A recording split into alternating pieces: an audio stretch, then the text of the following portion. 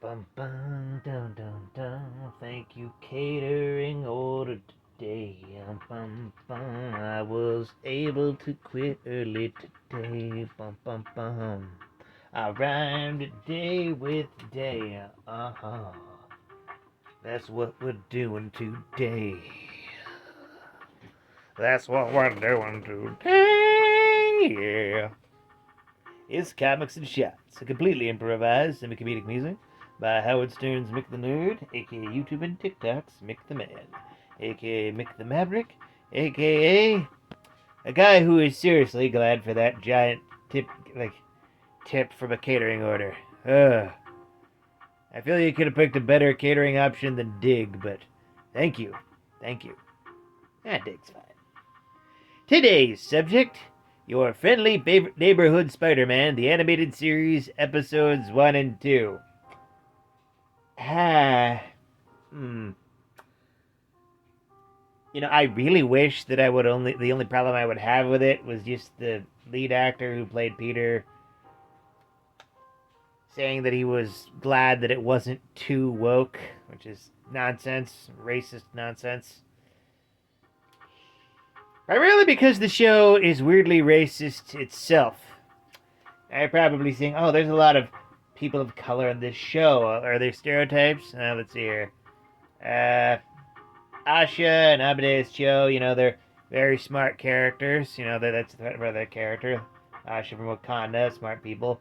Amadeus Cho, he's like a computer brain. Yeah. Nico Minoru, good bisexual rep. Yeah, as always. It's weird and pointless that she's in a Spider-Man story, but hey, she's here. We're dealing with it. Let's party. Pearl Pangan plays the role of Liz Allen this season because we couldn't just have a black Liz Allen or something. Okay. I mean, it's a Spider-Man story. All of this shit is telegraphed. You're going to repeat a lot of things in this. A lot of things. A lot of things. But who about that Jock character? Who's that? Is that Robbie Robertson's son? I'm guessing. And it's Lonnie Lincoln. Tombstone.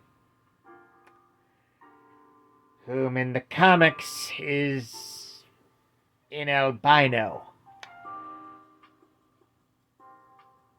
In the year of our Dark Lord 2025, they decide to change a black character's skin color when adapting him for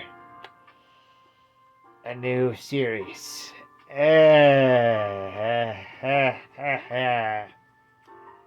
Anyone who knows Tombstone knows that the main reason why he became such a hardened individual was because of his appearance.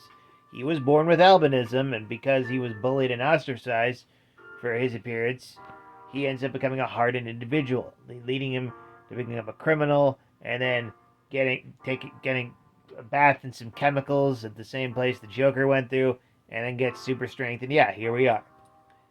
And now in this, he's a super nice jock with dark skin who's super friendly with Peter and good at school. And we all know it's gonna fucking happen. It's gonna be tragic. He's gonna get in the acid bath, turn all white as a ghost. Oh my god.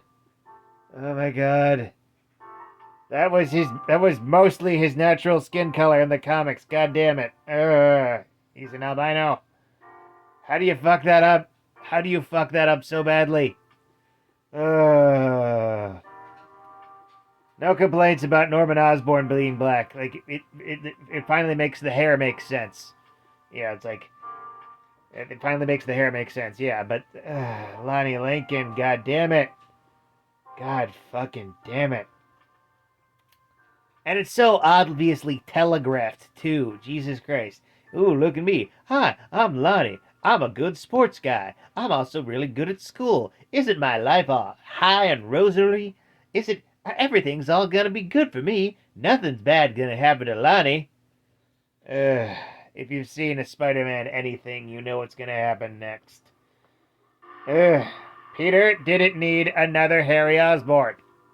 Especially since Harry freaking Osborn is in this show.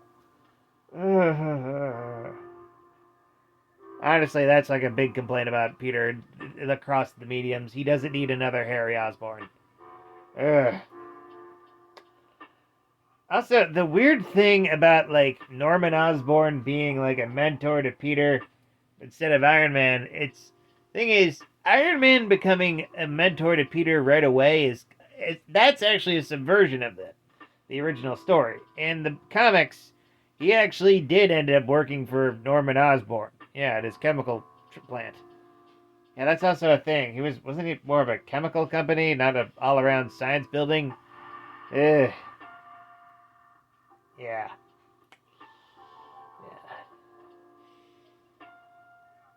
And I know I'm reviewing this out of order. Also, the opening scene of this is like full on straight up ripped from the Spider Verse. You know, it's like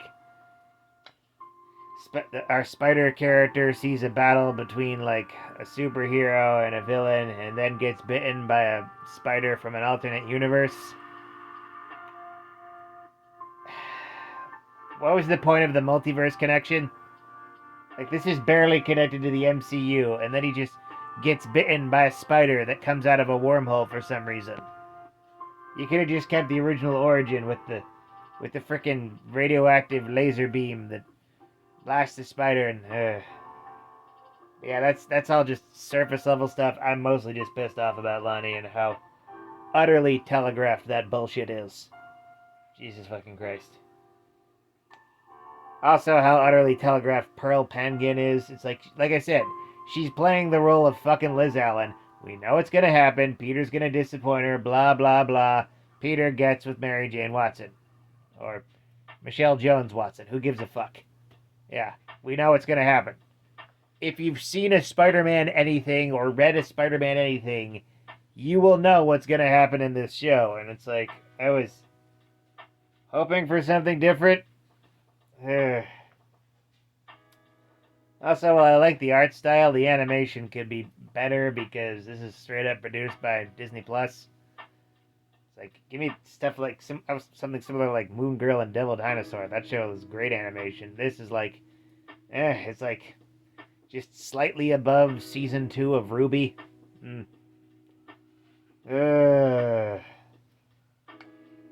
I'm not impressed so far. It's like I'm hoping Norman Osborn actually isn't evil. Wouldn't that be a twist? Ugh. Like, twists are actually a part of Spider-Man. It's like, I know that there's a lot of long established canon and everything, but a lot of it was about figuring out who the bad guy was and their motivations. Mysteries. It doesn't feel like there's a mystery here. Also, the guy playing Spider-Man is probably a racist, so that's not fun. Yeah.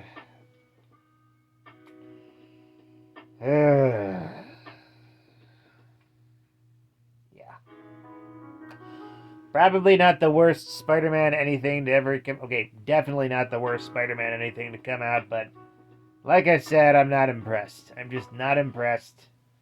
Ugh. Ugh. I kind of would have preferred that if this actually was an actual like origin in series for Tom Holland Spider-Man. So maybe recast him as Tom, because of course, as Peter. Not recast Peter as Tom. What is that? Ugh.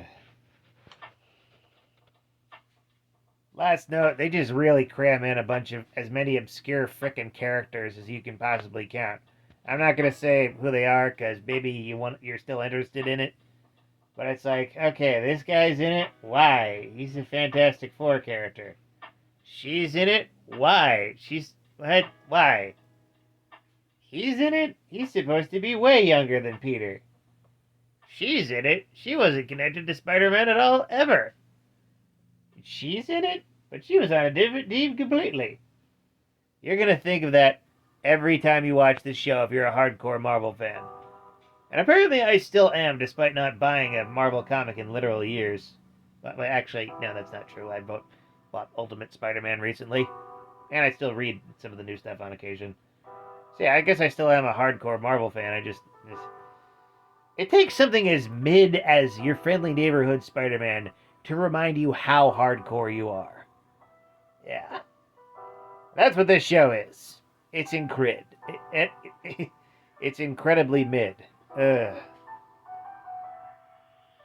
There's a test of shows on what I gauge quality on why I pause it in the middle of a scene. If it's something so intense and so good that I need to like jump around, flap my arms around in full autistic joy, that's not a joke. I am autistic. Then it's good. But if I pause a show multiple times because I'm just dumbfounded by how stupid a scene is or a line is, then it's probably bad. That was Your Friendly Neighborhood Spider-Man 2025. Preliminary ranking 650,000 out of a million hamburgers. I will wait and see for the other shows because, the animation is okay. Not the best, but okay. The voice acting is somewhat fine, but yeah, I've seen so much better. There's so much better stuff out here. Moon Girl and Devil Dinosaur coming back out with the final episodes next month. I'm looking forward to that. Oh boy. Tomorrow, Power Company retrospective on one of the comics I got this week. Yeah. Jesus. With that, like, comment, and subscribe. Donate if you're feeling nice.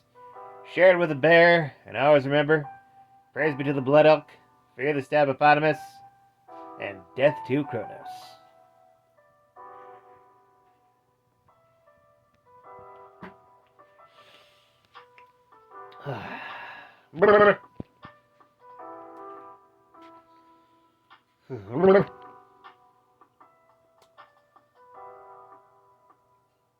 Normally I have a random non sequitur, but dear God, that show.